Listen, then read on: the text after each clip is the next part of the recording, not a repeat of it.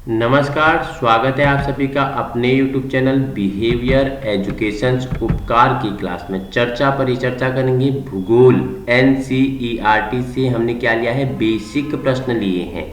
आगामी आने वाली परीक्षाओं की दृष्टि से कहीं न कहीं आपके लिए क्या होंगे, महत्वपूर्ण होंगे। अगर आप मेरे साथ नोट्स बनाते हुए चल रहे हैं तो आपके लिए क्या होंगी, ये सीरीज लड्डू साबित होने वाले हैं। तो आइए प्रारंभ करते हैं भूगोल से संबंधित NCERT बेस को तैयार करते हुए चलते हैं। चर्चा परिचर्चा करते हैं वायुमंडल के बारे में। वायुमंडल से संबंधित कुछ महत्वपूर्ण बेसिक तथ्यों को जान लेते हैं।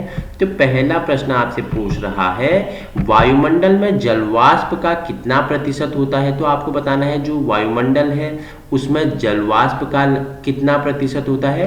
तो आप आंसर में देख रहे हैं कि वायुमंडल में जलवाष्प का लगभग 2% पाई जाती है, परंतु मौसम की क्रियाओं के लिए यह क्या है, अत्यंत महत्वपूर्ण है। ठीक है, वायुमंडल में जो जलवाष्प है 2% पाया जाता है, जो मौसम की क्रियाओं के लिए क्या है, अत्यंत महत्वपूर्ण है। वायुमंडल किसे कहते हैं आपको ये पता होना चाहिए। ठीक है, तो वायुमंडल एटमॉस्फेयर किसे कहते हैं। देखो, वायुमंडल पृथ्वी के चारों ओर पाई जाने वाली वायु की परत को क्या बोलते हैं, वायुमंडल कहते हैं। ठीक है, जो हमारी पृथ्वी है इसके चारों ओर पाई जाने वाली वायु की परत को वायुमंडल कहते हैं। ठीक है, पृथ्वी के गुरुत्वाकर्षण बल के कारण वायुमंडल पृथ्वी के चारों ओर बना रहता है। ठीक है, कौन से बल के कारण वायुमंडल पृथ्वी के चारों ओर बना रहता है, तो ये पृथ्वी के गुरुत्वाकर्षण बल के कारण बना रहता है। अगर पढ़ते हैं पूछ लें वायुमंडल कितने प्रकार का होता है, मंडल कितने प्रकार का होता है, तो आपको पता होना चाहिए शोभ मंडल, समताप मंडल, मध्य मंडल, ताप मंडल, वायुमंडल। इनके बारे में हम नीचे चर्चा परिचर्चा करते हैं। खैर, आपका आंसर क्या होने वाला है, वायुमंडल में जलवाष्प की 2% पाई जाती है। ठीक है, प्रश्न नंबर दूसरा है आपके लिए, पूछ रहा है आकाश का रंग नीला क्यों दिखाई देता है। तो आपको बताना है आकाश का रंग नीला क्यों दिखाई देता है। ठीक है, तो देखो क्या बोल रहा है, धूल के कण सूर्य से आने वाली किरणों का प्रकीर्णन का भी कार्य करती है। जो धूल के कण होते हैं सूर्य से आने वाली जो किरणें होती हैं उनमें क्या करती है, प्रकीर्णन का कार्य करती है, जिसके कारण आकाश का रंग क्या, नीला दिखाई देता है। ठीक है, इजी है, बेसिक है। आकाश का रंग नीला क्यों दिखाई देता है, तो धूल के कण सूर्य से आने वाली किरणों का प्रकीर्णन का भी कार्य करती है, जिसके कारण आकाश का रंग क्या दिखाई देता है, नीला दिखाई देता है। क्वेश्चन नंबर नेक्स्ट है आपके लिए तीसरा, पूछ रहा है दैनिक तापांतर किसे कहते हैं। तो आपको बताना है दैनिक तापांतर किसे कहते हैं। बेसिक प्रश्न है आपके लिए। ठीक है, जानना इन्हें क्या है, आवश्यक है। दिन के उच्चतम तथा न्यूनतम ताप के अंतर को दैनिक तापांतर कहते हैं। क्या बोल रहा है, जो दिन के समय, ठीक है, और क्या बोल रहा है, दिन के समय जो न्यूनतम ताप और उच्चतम ताप का अंतर होता है। ठीक है, जो तापमान होता है दिन में उच्च दर होती है, कभी न्यून दर होती है, इन दोनों के अंतर को ये क्या बोलते हैं, दैनिक तापांतर कहते हैं। प्रश्न नंबर चौथा है आपके लिए, पूछ रहा है मासिक तापांतर किसे कहते हैं। दैनिक तो मैंने बता दिया कि दिन के उच्चतम तथा न्यूनतम ताप के अंतर को दैनिक तापांतर कहते हैं। अब मासिक तापांतर क्या है। ठीक है, महीने के उच्चतम तथा न्यूनतम ताप के अंतर को मासिक तापांतर कहते हैं। ठीक है, मासिक मतलब हो जाता है महीना, तो महीने में जो उच्चतम ताप और न्यूनतम ताप का अंतर रहता है इसे क्या बोलते हैं, मासिक तापांतर कहते हैं। नेक्स्ट है आपके लिए, बोल रहा है कि वार्षिक तापांतर किसे कहते हैं। तीसरा बन गया उसी से रिलेटेड, वर्ष के अधिकतम एवं न्यूनतम ताप के अंतर को क्या बोलते हैं, वार्षिक तापांतर कहते हैं। कितने प्रकार के तापांतर बता दिए, 3 प्रकार के। ठीक है, दैनिक तापांतर क्या पता है, दिन के समय उच्चतम एवं न्यूनतम ताप के अंतर को क्या बोलते हैं, दैनिक तापांतर कहते हैं। मासिक तापांतर किसे कहते हैं, महीने के उच्चतम तथा न्यूनतम ताप के अंतर को मासिक तापांतर कहते हैं।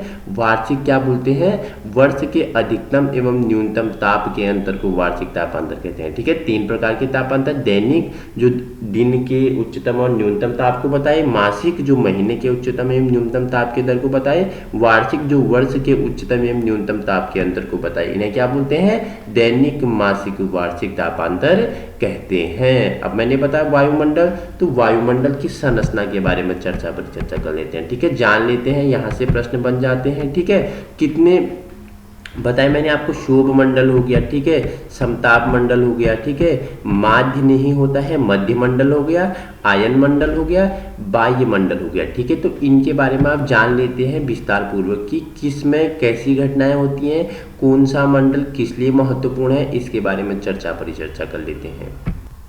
तो पहला हमारा है शोभ मंडल। तो शोभ मंडल के बारे में जान लेते हैं, ठीक है।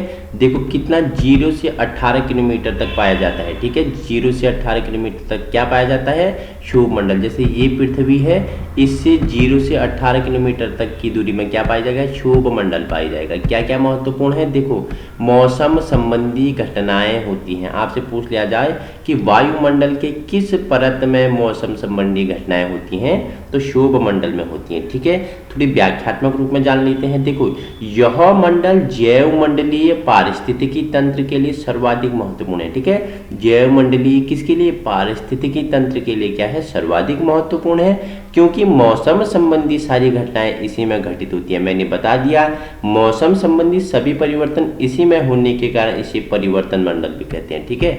इसका दूसरा नाम क्या है, परिवर्तन मंडल है, ठीक है। परिवर्तन मंडल क्यों बोलते हैं, मौसम संबंधी सभी घटनाएं इसमें होती हैं, तो इसे क्या बोला जाता है, परिवर्तन मंडल भी कहा जाता है। कभी आपसे शोभ मंडल ने पूछे परिवर्तन मंडल का दूसरा नाम पूछे तो शोभ मंडल, शोभ मंडल का दूसरा नाम पूछे तो परिवर्तन मंडल, ठीक है। मौसम संबंधी सभी घटनाएं इसी में होती हैं।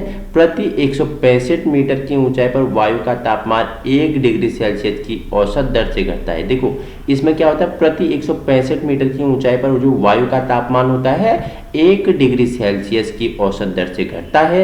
इसे सामान्य ताप पतन दर कहते हैं। इसे क्या बोलते हैं, सामान्य ताप पतन दर कहते हैं। इस मंडल की सीमा विषुवत वृत्त के ऊपर 18 किलोमीटर की ऊंचाई तक, ध्रुवों के ऊपर लगभग 8 किलोमीटर तक है, ठीक है। विषुवत रेखा के ऊपर मैंने क्या बताया, वृत्त के ऊपर 18 किलोमीटर की ऊंचाई और ध्रुवों पर 8 किलोमीटर की ऊंचाई पर होती है, ठीक है। ऊपरी शोभ मंडल में जेट वायुधारा प्रवाहित होती है। ऊपरी जो शोभ मंडल होता है इसमें जेट वायुधारा प्रवाहित होती है। जलवाष्प, धूलकण तथा अधिकांश भाग इसी में मिलते हैं। जलवाष्प, धूलकण तथा अधिकांश भाग इसी में मिलते हैं। तो मौसम संबंधी घटनाएं आपको शोभ मंडल से याद रखना है। दूसरा है समताप मंडल, ठीक है।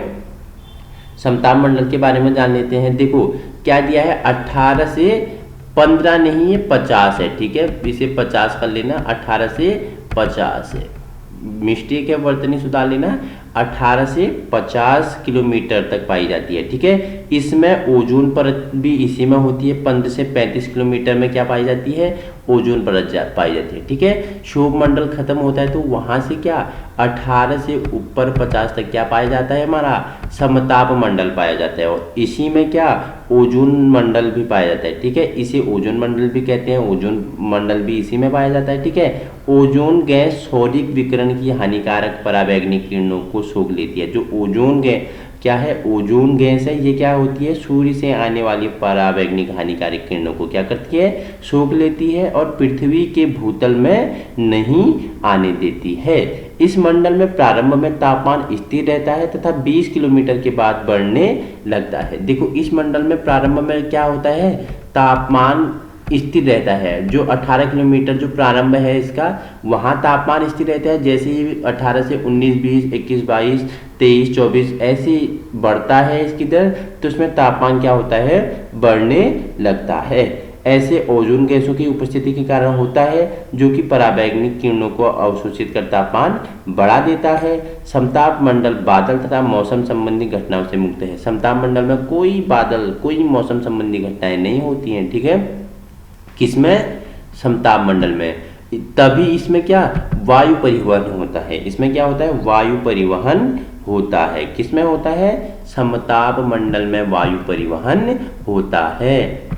पूछ ले आपसे कि कौन से मंडल में वायुयान होते हैं, हवाई जहाज, एरोप्लेन, तो समताप मंडल में क्या होते हैं, वायुयान, हवाई जहाज इसी मंडल में क्या करते हैं, परिवहन करते हैं, ठीक है। क्योंकि इसमें मौसम संबंधी और बादल संबंधी कोई घटनाएं नहीं होती हैं, तो उनके लिए यहाँ अनुकूल क्या होती हैं, स्थितियां होती हैं तथा ओजोन परत भी यहीं पाई जाती है। अभी चित्र के माध्यम से आपको समझाऊंगा। नेक्स्ट है आपका लिए मध्य मंडल, 50 से 80 किलोमीटर तक पाया जाता है। ठीक है, जैसे समताप मंडल 50 मीटर पे समाप्त होता है तो वहां से स्टार्ट होता है आपका मध्य मंडल। इसमें क्या होता है, ऊंचाई के साथ तापमान में गिरावट होती है। मध्य मंडल में क्या होता है, ऊंचाई के साथ तापमान में गिरावट होती है।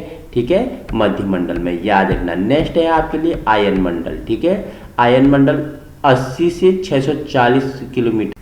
देखो आयन मंडल में क्या होती है, ऊंचाई के साथ तापमान में तेजी से वृद्धि किस मंडल में होती है, आयन मंडल में होती है। विद्युत आवेशित कण पाए जाते हैं। इसी मंडल में क्या पाए जाते हैं, विद्युत आवेशित कण पाए जाते हैं। रेडियो तरंगें इसी मंडल से वापस पृथ्वी पर लौटती हैं। जो रेडियो तरंगें हैं इसी मंडल से वापस पृथ्वी पर लौटती हैं।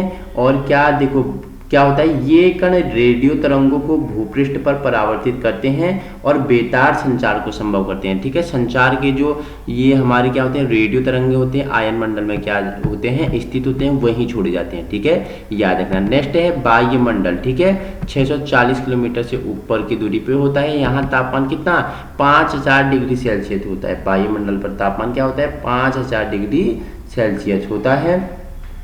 और देखो इसे वायुमंडल का सीमांत क्षेत्र भी कहा जाता है। किस मंडल को वायुमंडल का सीमांत क्षेत्र कहा जाता है, तो बाह्य मंडल को वायुमंडल का क्या, सीमांत क्षेत्र कहा जाता है। याद रखना। तो मैंने आपको कितनी परतें बता दी, वायुमंडल की संरचना की 5 परतें बताई। क्या क्या बताई, शोभ मंडल, ठीक है, जिसमें मौसम संबंधी घटनाएं होती हैं। परिवर्तन मंडल भी कहते हैं। समताप मंडल, ठीक है, जहाँ क्या होता है, तापमान समान होता है, मौसम संबंधी घटनाएं नहीं होती हैं, बादल संबंधी घटनाएं नहीं होती हैं। वायुयान उड़ने के लिए क्या रहता है, उपयुक्त दशाएं समताप मंडल पे रहती है। मध्य मंडल बताया, जिसमें क्या बताया कि मध्य मंडल में तापमान ऊंचाई के साथ घटता जाता है तथा लगभग 100 डिग्री सेंटीग्रेड तक पहुंच जाता है, जो कि वायुमंडल का न्यूनतम तापमान है। ठीक है, आयन मंडल में क्या बताया, आयन मंडल में ऊंचाई के साथ तेजी से तापमान में वृद्धि होती है और विद्युत आवेशित कणों की अधिकता होती है। विद्युत आवेशित कणों की आवश्यकता किसमें होती है, आयन मंडल में होती है। नेक्स्ट है बाह्य मंडल, मैंने अंतिम बताया 640 किलोमीटर से ऊपर पाया जाता है। इसे वायुमंडल का सीमांत क्षेत्र भी कहा जाता है। इस मंडल में वायु की अत्यंत विरल होती है। वायु की गति क्या होती है, अत्यंत विरल होती है। यहाँ गैसों का घनत्व बहुत कम पाया जाता है। यहाँ हाइड्रोजन हो गया, ठीक है, वहीं हीलियम गैसों की प्रधानता होती है। हाइड्रोजन और हीलियम गैसों की प्रधानता कहाँ होती है, हमारे बाह्य मंडल में होती है। तो वायुमंडल की मैंने क्या बताई आपको, संरचना परतें बताई, ये चित्र है। ठीक है, सबसे ऊपर बाह्य मंडल है, फिर उसके ऊपर तापमान मंडल है, उसके ऊपर मध्य मंडल है, फिर समताप मंडल है, फिर शोभ मंडल है। ठीक है, मैंने बताया, क्या बताया था आपको, शोभ मंडल में क्या होती हैं, मौसम एवं वर्षा संबंधित सभी घटनाएं शोभ मंडल में होती हैं। इसे परिवर्तन मंडल भी कहते हैं। ठीक है, परिवहन किस में उड़ते हैं, वायुमंडल किस में उड़ते हैं, ये मैंने आपको बताया। वायुमंडल हवाई जहाज हो गए, एरोप्लेन होते हैं, ये सब किस में, समताप मंडल में उड़ते हैं। मध्य मंडल में क्या बताया था मैंने आपको, ये 50 से 55 और 80 किलोमीटर में पाया जाता है। और याद रखना, समताप मंडल के ऊपर ही ओजोन परत भी है। ठीक है, ये देखो, ठीक है, ये ओजोन परत है। ठीक है, ओजोन परत भी कहाँ है, मैंने कहाँ बताया था ओजोन परत, आपको बताओ मुझे, ओजोन परत कहाँ बताया मैंने आपको, समताप पे। ठीक है, याद रखना। नेक्स्ट क्या है, मध्य मंडल है। इसका अगर मैं बताऊं तो तापमान ऊंचाई के साथ घटता और बढ़ता जाता है। ठीक है, तापमान क्या होता है, ऊंचाई के साथ घटता बढ़ता जाता है। नेक्स्ट है, देखो मध्य मंडल के ऊपर जो रेखा है, इसे क्या बोलते हैं, कारमन रेखा बोलते हैं। ठीक है, इसे बोलते हैं हमारे कारमन रेखा कहते हैं। उसके बाद तापमान मंडल बताया मैंने आपको। ठीक है, आयन मंडल, ठीक है, जिसमें क्या बताया मैंने, आयन मंडल में क्या बताया था, विद्युत आवेशित कणों की अधिकता होती है। ठीक है, ऊंचाई के साथ ताप में तेजी से क्या होता है, वृद्धि होता है। ये कण रेडियो तरंगों को भूपृष्ठ पर परावर्तित करते हैं। और अंतिम आपको बताया है मैंने, बाह्य मंडल। तो ये क्या है, चित्र है। नेक्स्ट प्रश्न की ओर बढ़ते हैं, समदाब रेखाएं किन्हें कहते हैं, तो आपको बताना है समदाब रेखाएं किसे कहते हैं, आइसबार लाइन। ठीक है, आइसोबार लाइन।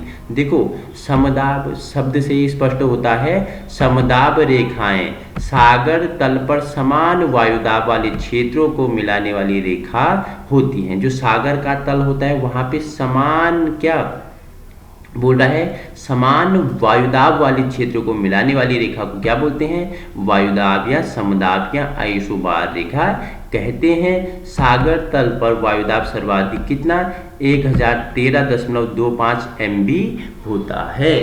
पूछ ले आपसे सागर तल पर वायुदाब सर्वाधिक कितना होता है? 1013.25 MB होता है। तो ये आप देख सकते हैं समदाब रेखाएं, ठीक है। गैसों का विवरण इसमें क्या किया है? संलग्न किया है। देखो सागर तल पर समान वायुदाब के क्षेत्रों को मिलाने वाली रेखाओं को क्या बोलते हैं? आइसोबार रेखा कहते हैं, ठीक है। और सागर तल पे इनकी सर्वाधिक वो क्या होती है? मैंने आपको बताया कि सागर तल पे इनकी सर्वाधिक MB क्या होती है? 1013.25 होती है, ठीक है। 1013.25। अब चर्चा कर लेते हैं नेक्स्ट प्रश्न के बारे में। प्रश्न नंबर 8वां है वायुमंडल में गैसों का विवरण, ठीक है। तो नाइट्रोजन कितनी मात्रा में है वायुमंडल में? तो 78.084% क्या पाई जाती है वायुमंडल में? नाइट्रोजन की मात्रा सर्वाधिक मात्रा है, ठीक है। ऑक्सीजन कितनी मात्रा में पाई जाती है?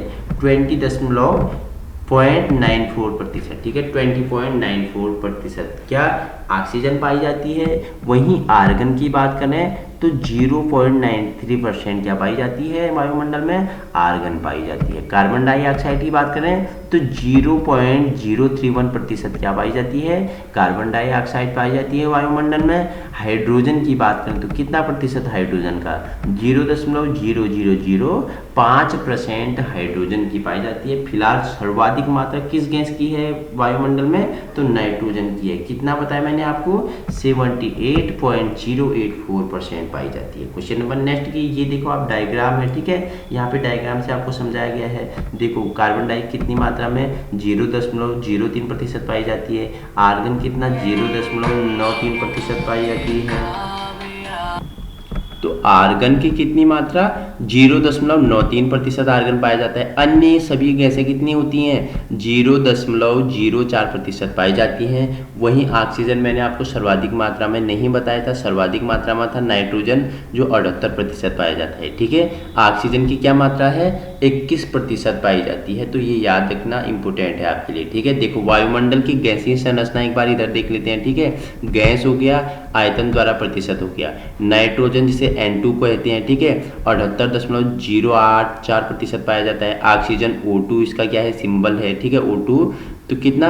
20.947, ठीक है। वहीं आर्गन AR के नाम से जाना जाता है 0.934% पाया जाता है। कार्बन डाइऑक्साइड की बात करें तो CO2 ठीक है, CO2 0.031% पाया जाता है। नियोन Ne 0.018% पाया जाता है। He हीलियम की बात करें सबसे हल्की गैस बोलते हैं हीलियम को, ठीक है, 0.0005% पाई जाती है, ठीक है। मीथेन की बात करें तो 0.002% पाया जाता है। क्रिप्टॉन बात करें तो क्रिप्टॉन कितना? 0.00011% पाया जाता है। हाइड्रोजन H2 की बात करें तो 0.0005% पाया जाता है, ठीक है। जियोन की बात करें तो क्या? तो ये आपको पता होना चाहिए 0.0087% पाई जाती है, ठीक है। नेक्स्ट बात करते हैं वायुदाब की पेटियों के बारे में परिचर्चा कर लेते हैं, ठीक है। देखो क्या होती हैं वायुदाब की पेटियां? हवाओं की दिशा पृथ्वी के घूर्णन के कारण उत्पन्न कोरियोलिस बल से निर्धारित होती है, ठीक है। हवाओं की जो दिशा होती है किसके द्वारा? पृथ्वी के जो घूर्णन होता है, ठीक है, उसके कारण जो उत्पन्न कोरियोलिस बल होता है उसके द्वारा क्या होता है? हवाओं की गति या दिशा का क्या होता है? निर्धारण होता है, ठीक है। हवा उच्च वायुदाब से निम्न वायुदाब की ओर बहती है। हवा कैसे? उच्च वायुदाब से निम्न वायुदाब की ओर बहती है। समुद्र तल पर सामान्य वायुदाब लगभग कितना? 76 सेंटीमीटर या 1013.25 मिलीबार के बराबर होता है। क्या बोल रहा है? समुद्र तल पर सामान्य वायुदाब लगभग कितना? 76 सेंटीमीटर या 1013.25 मिलीबार के बराबर होता है। ऊंचाई के साथ वायुदाब में प्रति 200 मीटर से 600 फीट पर 3.4 मिलीबार या 1 फीट की दर से घटता है। सामान्य रूप से 1800 फीट की ऊंचाई पर लगभग 50% भाग होता है, ठीक है। समझ गए यहाँ तक? किसी को कोई प्रॉब्लम है तो बताओ। क्या पूछा कि जो वायुदाब की पेटियां है मैंने बताया क्या? वायु की गति किसके द्वारा? पृथ्वी से उत्पन्न जो घूर्णन गति होती है, घूर्णन होता है, उसके द्वारा जो कोरियस बल क्या करता है, हवाओं की दिशा को निर्धारित करता है और हवा उच्च वायुदाब से निम्न वायुदाब की ओर बहती है। ठीक है, समुद्र तल पर लगभग 76 सेंटीमीटर या 1013.25 मिलीबार के बराबर होता है। ऊंचाई के साथ वायुदाब में प्रति 200 मीटर से 600 फीट पर 3.4 मिलीबार या 1 फीट की दर से घटता है। सामान्य रूप से 1800 फीट की ऊंचाई पर वायुदाब का लगभग 50% भाग होता है। ठीक है, तो वायुदाब की पेटियाँ आपको दिख रहा है, डायग्राम के थ्रू दिखाया गया है। ठीक है, तापमान जन्य वायुदाब हो गया और गतिजन्य वायुदाब। देखो फिर इसे भी अलग अलग भागों में बांटा गया है। जो तापजन्य वायुदाब की पेटी है, इसको भी 2 भागों में बांटा गया है। एक है भूमध्य रेखीय न्यून वायुदाब पेटी और एक है ध्रुवीय उच्च वायुदाब पेटी। ठीक है, वायुदाब की पेटी को 2 भागों में बांटा गया है। एक तापजन्य वायुदाब पेटी होगी, एक गतिजन्य वायुदाब पेटी हो गई। वही तापजन्य वायुदाब पेटी को 2 भागों में बांटा गया है। एक भूमध्य रेखीय न्यून वायुदाब पेटी होगी, एक ध्रुवीय उच्च वायुदाब पेटी होगी। ठीक है, वही जो गतिजन्य वायुदाब पेटी है, इसे भी 2 भागों में बांटा गया है। एक हो गया उपोष्ण कटिबंधीय उच्च दाब पेटी हो गया, दूसरा हो गया उपध्रुवीय न्यून वायुदाब की पेटी होगी। ठीक है, तो जो वायुदाब की पेटियों को 2 भागों में बांटा गया है, फिर उन 2 भागों को 2-2 भागों में क्या किया गया है, विभक्त किया गया है। आइए चर्चा परिचर्चा कर लेते हैं आगे।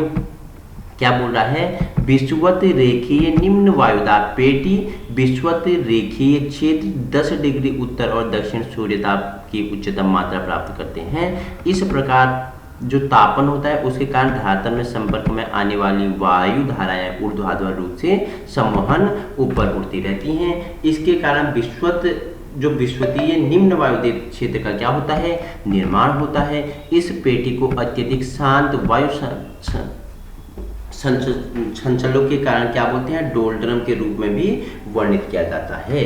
क्षोभमंडल के शीर्ष तक पहुंचने के बाद ऊपर की ओर उड़ती हुई वायु उच्च अक्षांशों की ओर प्रवाहित होती है। उपोष्ण उच्च वायुदाब पेटी ऊपर से और उठी हुई जब 30 डिग्री उत्तरी और दक्षिणी अक्षांश की ओर पहुंचती है तो इसके तापमान में कमी हो जाती है और यह धीरे धीरे क्या होती है, अवतलित हो जाती है। उपोष्ण क्षेत्र में वायु का यह संचय एक उपोष्ण उच्चता निर्मित करता है। उपोष्ण उच्च वायुदाब क्षेत्र में संगत अक्षांशों को अश्व अक्षांश कहते हैं। ठीक है, उपोष्ण के जो उच्च वायुदाब क्षेत्र होते हैं उन्हें क्या बोलते हैं, उच्च अश्व अक्षांश के नाम से जाना जाता है। उपध्रुवीय निम्न वायुदाब पेटी देखो क्या होते हैं, मध्य अक्षांशों 60 डिग्री उत्तर से दक्षिण में उपोष्ण उच्च वायुदाब क्षेत्र में आने वाली गर्म वायु क्षेत्रों में आने वाली ठंडी वायु पर अध्यारोपित हो जाती हैं, जिसके उपध्रुवीय निम्न दाब क्षेत्र का निर्माण होता है। यह निम्न वायुदाब पेटी गतिकीय रूप से निर्मित होती है तथा यह वातारों के निर्माण या समशीतोष्ण चक्रवातों के निर्माण क्षेत्र भी होती हैं। तो ये मैं आप क्या बता रहा हूँ, वायुदाब की पेटियां बता रहा हूँ। अगर यहाँ तक किसी को कोई प्रॉब्लम है या मेरे बताने में तेजी आ रही है, आपको समझ नहीं आ रहा है स्टूडेंट, तो आप मुझे कमेंट पे बता सकते हो। नहीं तो आगे बढ़ते हैं। नेक्स्ट है ध्रुवीय उच्च दाब पेटी। ठीक है, ध्रुवों में 90 डिग्री उत्तर और दक्षिण पर उपध्रुवीय क्षेत्रों से आने वाली ठंडी सघन वायु की ओर गति करती है तथा अपतलित होती है, जिससे ध्रुवीय उच्च वायुदाब का क्या होता है, निर्माण होता है। अब चर्चा कर लेते हैं वाणिज्य पवनों के बारे में। ठीक है, जो वाणिज्य पवन है 30 डिग्री अक्षांश से विषुवत रेखीय पवनों की ओर अस्थायी रूप से चलती है। वाणिज्य पवनें कहाँ चलती हैं, 30 डिग्री अक्षांश से विषुवत रेखीय पवनों की ओर अस्थायी या स्थायी रूप से चलती है। पछुआ पवनों के बारे में जान लेते हैं। जो पछुआ पवन किसे कहते हैं, देखो उपोष्ण उच्च वायुदाब से उपध्रुवीय निम्न वायुदाब कटिबंध की ओर वर्ष भर चलती है। पछुआ पवनों को 40 डिग्री अक्षांश के पास क्या बोलते हैं, गजरता चालीसा कहते हैं। इंपोर्टेंट है। ठीक है, पछुआ पवनों को 40 डिग्री अक्षांश दक्षिणी अक्षांश के पास किस नाम से जाना जाता है, तो गजरता चालीसा के नाम से जाना जाता है। वहीं 50 डिग्री दक्षिणी अक्षांश के पास प्रचंड पचासा के नाम से जाना जाता है। वहीं 60 डिग्री दक्षिणी अक्षांश के पास चीकता साठा के नाम से जाना जाता है। इंपोर्टेंट है, स्टार लगा लीजिए। पछुआ पवनों को 40 डिग्री दक्षिणी अक्षांश के पास गजरता चालीसा, 50 डिग्री दक्षिणी अक्षांश के पास प्रचंड पचासा एवं 60 डिग्री दक्षिणी अक्षांश के पास चीकता साठा के नाम से जाना जाता है। अब कुछ बात कर लेते हैं, स्थानीय पवनों के नाम जान लेते हैं और उनसे संबंधित स्थलों के बारे में जान लेते हैं। तो स्थानीय पवन का नाम क्या है? फोन नाम है, ठीक है। एक पवन है जिसका नाम है फोन, कहाँ बहती है? आल्प्स पर्वत में बहती है, ठीक है। नेक्स्ट है चिनूक, कहाँ? उत्तरी अमेरिका की पवन है। मिस्टल है फ्रांस में बहती है। सिरको है सहारा मरुस्थल में बहती है। ये देखो अलग अलग नाम है जो अलग अलग प्रदेशों में बहती है। बर्ग है दक्षिण अफ्रीका में बहती है, ठीक है। वहीं सिमूम है ईरान में बहती है। मुझे लगता है सीरीज बहुत लंबी हो गई है, एनर्जी डाउन भी कम होती जा रही है, ठीक है। शब्दों का उच्चारण भी क्या हो रहा है? गलत होने लग गया है। नेक्स्ट है आपका सांता आना, ठीक है। कहाँ पे? कैलिफोर्निया में बहती है सांता आना।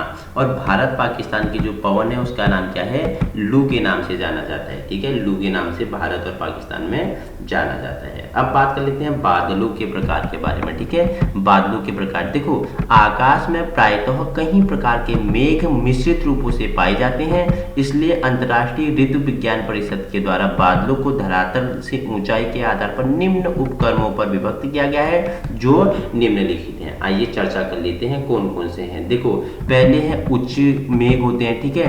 तो देखो इन बादलों को धरातल की जो औसत ऊंचाई होती है 5 किलोमीटर से 13 किलोमीटर होती है, ठीक है। इन बादलों की धरातल से औसत ऊंचाई कितनी होती है? 5 किलोमीटर से 13 किलोमीटर तक होती है। इनमें निम्न प्रकार के बादल आते हैं। इनमें भी निम्न प्रकार के बादल आते हैं। कौन कौन से आते हैं? देखो पक्षाभ बादल आते हैं। किसे कहते हैं? देखो पक्षाभ मेघ वायुमंडल में सबसे ऊंचाई पर पाए जाते हैं। इन बादलों की संरचना हिम के कणों से होती है। इन बादलों की संरचना किसके कारण होती है? हिम की कणों के कारण होती है। धरातल से दिन में ये मेघ पंख की तरह रेशों के समान दिखाई देते हैं। धरातल से दिन में कैसे दिखाई देते हैं? मेघ पंख की तरह रेशों से दिखाई देते हैं। जब आकाश में अस्त व्यस्त बिखरे रहते हैं तब इनमें स्वच्छ मौसम रहने की सूचना मिलती है। जब ये बादल जो पक्षाभ मेघ वाले बादल होते हैं ये आकाश में अस्त व्यस्त बिखरे हुए दिखते हैं तो ये क्या करते हैं? साफ या स्वच्छ मौसम की क्या करते हैं? सूचना देते हैं। किंतु जब ये क्रम से पक्षाभ स्त्री अथवा स्त्री बादल के साथ दिखाई देते हैं तब मौसम खराब होने की संभावना जताई जाती है। चक्रवात आने से पहले पक्षाभ मेघ दिखाई देते हैं, ठीक है। जो चक्रवात आने से पहले क्या? पक्षाभ मेघ दिखाई देते हैं, ठीक है। नेक्स्ट है आपका पक्षाभ स्त्री मेघ। तो इसके बारे में जान लेते हैं। सफेद चादर की तरह संपूर्ण आकाश में छाए रहने के कारण आकाश दूधिया रंग का दिखाई देता है। पक्षाभ सतरी बादलों में दिन में सूर्य तथा रात में चंद्रमा के तारों तथा प्रभा मंडल बन जाता है, ठीक है। ये मेघ चक्रवात की सूचना देते हैं। क्या बोल रहा है? सफेद चादर की तरह संपूर्ण आकाश में छाए रहने के कारण आकाश दूधिया रंग का दिखाई देता है। पक्षाभ स्त्री बादलों से दिन में सूर्य तथा रात में चंद्रमा के चारों तरफ प्रभा मंडल बन जाता है। ये मेघ क्या होते हैं? चक्रवात की सूचना देते हैं। नेक्स्ट है आपका पक्षाभ कपासी मेघ, ठीक है। पक्षाभ कपासी मेघ क्या होते हैं? ऐसे बादल पंक्तियों अथवा समूहों में पाए जाते हैं। जो पक्षाभ स्त्री या कपासी मेघ है किसमें? पंक्तियों या समूहों में पाए जाते हैं। ये छोटी छोटी गोलाकार राशियों के रूप में होते हैं। इनमें छाया नहीं बनती। इन्हें क्या बोलते हैं? बताओ इन्हें क्या बोलते हैं? मैक्रियल स्काई बोलते हैं, ठीक है। मैक्रियल स्काई बोलते हैं। नेक्स्ट आपका है मध्य मेघ। दूसरा क्या है? मध्य मेघ है। क्या बोल रहा है? इन बादलों की धरातल से औसत ऊंचाई 2 किलोमीटर से 7 किलोमीटर तक होती है। इनमें भी निम्न प्रकार के मेघ आते हैं। जैसे क्या क्या आते हैं? देखो स्त्री मध्य मेघ आते हैं, ठीक है। क्या होते हैं जान लेते हैं। ये मेघ भूरे या नीले रंग की मोटी परत के रूप में पूरे आकाश में छाए जाते हैं। जो स्त्री मध्य मेघ होते हैं भूरे या नीले रंग की मोटी परत के रूप में पूरे आकाश में छा जाते हैं। ये देखने में धारीदार होते हैं। देखने में कैसे होते हैं? धारीदार होते हैं। ये प्रभामंडल का निर्माण नहीं कर पाते। ये क्या नहीं कर पाते हैं? प्रभामंडल का निर्माण नहीं कर पाते हैं। इनमें आकाश आंशिक या पूर्ण रूप से मेघ से ढक जाता है। आकाश में क्या आंशिक या पूर्ण रूप से क्या होता है? मेघ से ढक जाते हैं। इनसे लगातार वृष्टि होने की संभावना होती है। इनसे लगातार क्या वृष्टि होने की संभावना होती है। तीसरा है आपका निम्न मेघ, ठीक है, इसके बारे में जान लेते हैं। इन बादलों की धरातल से औसत ऊंचाई 0 किलोमीटर से 2 किलोमीटर होती है। इनमें निम्न प्रकार के मेघ आते हैं। पहला क्या है, स्तरीय कपासी मेघ, ठीक है, इसके बारे में जान लेते हैं। ये मेघ गोलाकार राशियों से निर्मित होते हैं। इनको बादलों की निचली भूरी परतों से ये वर्ग में रखा जाता है। ये समूह या लहरों के रूप में दिखाई देते हैं। इन बादलों की औसतन ऊंचाई कितनी होती है, 2500 से 3000 मीटर तक होती है। नेक्स्ट है आपका स्तरीय मेघ, ठीक है, ये निम्न प्रकार के बादलों का प्रतिनिधित्व करते हैं। ये आकाश को कोहरे की भांति ढक लेते हैं। कोहरों की निचली परतों में विसरण अथवा उत्थान के कारण इनका निर्माण होता है। इनका विकास नीचे से ऊपर की तरफ होता है। इनमें बिखरने से आकाश नीला दिखाई देता है। इन खंडित बादलों को इन्हें खंडित बादल भी कहते हैं। इन बादलों का निर्माण प्रायतः दो विपरीत संभाव वाली पवनों के मिलने से शीतोष्ण, ठीक है, कटिबंधीय क्षेत्र में सर्दियों के मौसम में होता है। नेक्स्ट है आपका वर्षा स्तरीय मेघ है। ये मेघ निचले स्तर के मेघ होते हैं। ये भूरे तथा गहरे रंग के अवांछनीय मेघ हैं। इनमें जल तथा हिम वर्षा लगातार होती है। इनसे शीतोष्ण कटिबंधीय चक्रवातों में उष्ण वातावरण के साथ वर्षा क्या होती है, वर्षा स्तरीय मेघ बनाते हैं। नेक्स्ट है आपका कपासी वर्षा मेघ, ठीक है, इनके बारे में जान लेते हैं। कपासी स्तरीय वर्षा मेघ क्या होते हैं। इन बादलों का रंग गहरा तथा आकृतिक ऊर्ध्वाधर होती है। इनके शीर्ष भाग पर्वत के समान क्या होते हैं, गुंबदाकार रूप में होते हैं और इनकी ऊंचाई आकाश से औसतन 18 किलोमीटर तक होती है। इन बादलों में तेज बौछार के साथ वर्षा होती है। उपल वृष्टि में तेज झंझावात इनके प्रमुख पहचान है। ये मेघ देखने में वर्षा स्तरीय जैसे दिखाई पड़ते हैं। इन बादलों से भयंकर गर्जन तथा बिजली की चमक के साथ वर्षा होती है। आपसे पूछ लिया जाए कि कौन से बादलों में भयंकर बादलों की गर्जन एवं बिजली की चमक होती है, तो कपासी वर्षा मेघ में होती है। तो ये मेघों के प्रकार बताया। अब बात कर लेते हैं साइक्लोन के बारे में, चक्रवात के बारे में जान लेते हैं, ठीक है। चक्रवात निम्न दाब के केंद्र होते हैं, ठीक है, निम्न दाब के केंद्र होते हैं। इनमें केंद्र से बाहर की ओर वायु बढ़ता है। जो चक्रवात होता है केंद्र से बाहर की ओर वायु बढ़ता है। देखो ये केंद्र से बाहर की ओर वायु बढ़ रहा है ना, ये केंद्र से बाहर की ओर वायु बढ़ के ऐसे ऐसे ऐसे ऐसे आता है, ठीक है। नेक्स्ट आगे बात चर्चा कर लेते हैं। देखो चक्रवात की दिशा उत्तरी गोलार्ध में घड़ी की सुइयों के विपरीत वामावर्त तथा दक्षिणी गोलार्ध में घड़ी की सुइयों के अनुकूल दक्षिणावर्त होती है। क्या बोल रहा है, चक्रवात की दिशा उत्तरी गोलार्ध में घड़ियों की सुइयों की विपरीत वामावर्त तथा दक्षिणी गोलार्ध में घड़ियों की सुइयों के अनुकूल दक्षिणावर्त होती है।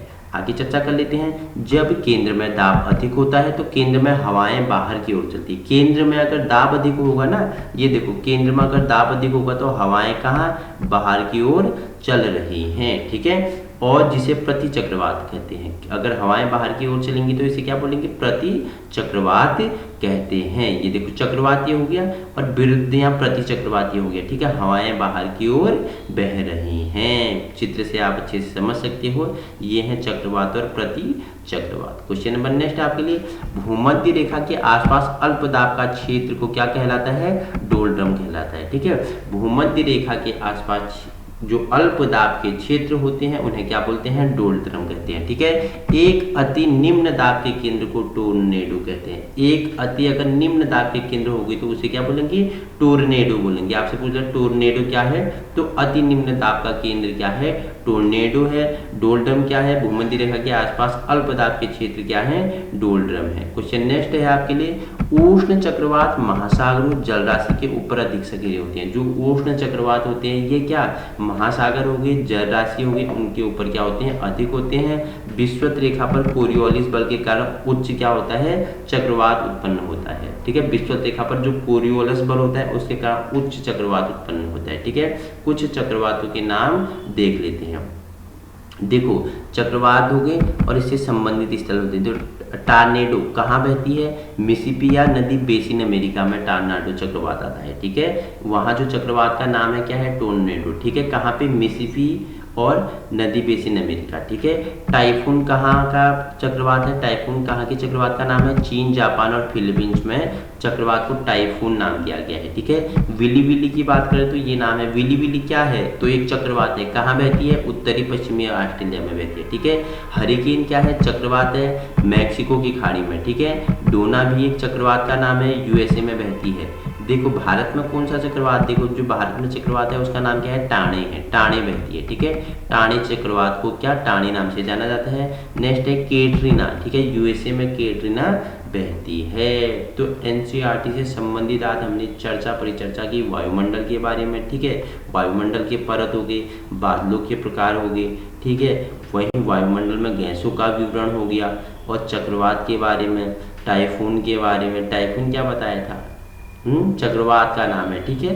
तो व्याख्यात्मक रूप में हमने क्या वायुमंडल के बारे में, ठीक है, एनसीईआरटी से संबंधित बेस तैयार किया जिसमें व्याख्यात्मक रूप में चर्चा परिचर्चा की और छोटे छोटे चीज़ों को आपके लिए संलग्न किया। अगर आपको इसी प्रकार की वीडियो चाहिए, आपको हमारी वीडियो पसंद आती हैं तो वीडियो शेयर कीजिए, सब्सक्राइब कीजिए, लाइक कीजिए, कमेंट कीजिए और आपको जिस प्रकार की वीडियो चाहिए, जो सब्जेक्ट की चाहिए आप कमेंट कर सकते हो। हमारा यूट्यूब चैनल आपको क्या करता है? व्यवहारिक शिक्षा प्रदान करता है और आगामी आने वाली भविष्य में क्या करता है? एक मजबूत स्तंभ के रूप में तैयार करता है।